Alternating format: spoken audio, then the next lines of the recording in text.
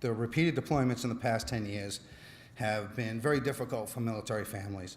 And here in Massachusetts, it can be very isolating, especially when you're in the Guard, because you don't have that post feel.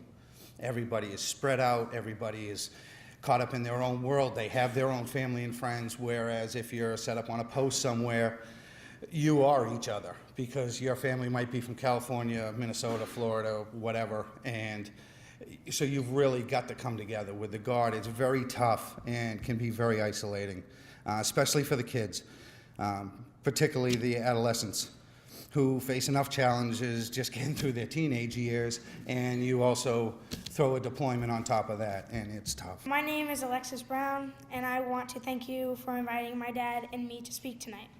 I want to tell you about my own experience and offer a few suggestions of things all of you can do to help military kids. My mom and my dad are my heroes. My dad has been in the military for my entire life, so having him away for periods of time is something that my sisters and I are used to.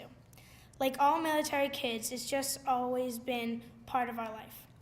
Most kids take it for granted that their family will be together for big, important events. But when your dad is in the military, that's not the case.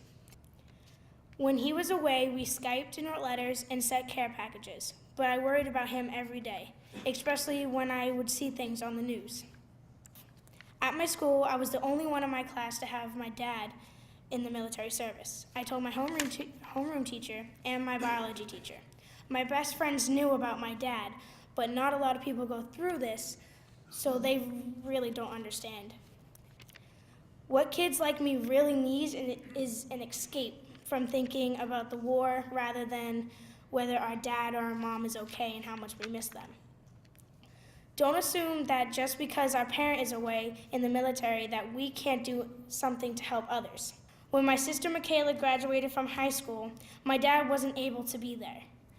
It would have been nice to have him on Skype or for the school to recognize my dad's deployment during the ceremony to make my sister feel special and like she was part of a caring community. My final message is to teach your kids and people in your community to show respect to servicemen and women and their families. Always shake their hand and thank them for the service, and remember that they have kids who need your support too.